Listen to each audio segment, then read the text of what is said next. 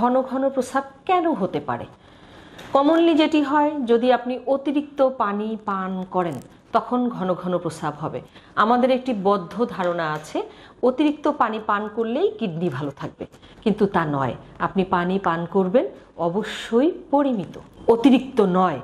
এরপর আসি, প্রস্রাবে যদি ইনফেকশন হয় তখন কিন্তু প্রস্রাবের থলিতে যেহেতু ইরিটেশন হয় বা প্রস্রাবের রাস্তায় ইরিটেশন হয়, বারবার প্রস্রাবের চাপ আসে এবং রোগীরা ঘন ঘন প্রস্রাব করতে চায়। আরেকটি আছে ওভার অ্যাক্টিভ ব্লাডার, যেক্ষেত্রে কোনো ইনফেকশন থাকে না কিন্তু ঘন ঘন প্রস্রাব হয়। আর কি কারণে হতে পারে? সাইকোলজিক্যাল। অনেকের আছে কোনো সমস্যা নেই কিন্তু উনি বারবার যান সাইকোলজিক্যাল কারণে, ওনার কাছে মনে হয় যে না, প্রস্রাব ক্লিয়ার হয়নি, আমি বারবার যাচ্ছি। এছাড়াও আরও অন্যান্য অনেক রোগ, যেমন পুরুষদের ক্ষেত্রে প্রোস্টেট বড় হলে ঘন ঘন প্রস্রাব হতে পারে। মূত্রথলিতে কখনো যদি পাথর থাকে সেক্ষেত্রেও অনেক সময় রোগীরা ঘন ঘন প্রস্রাব নিয়ে আসে।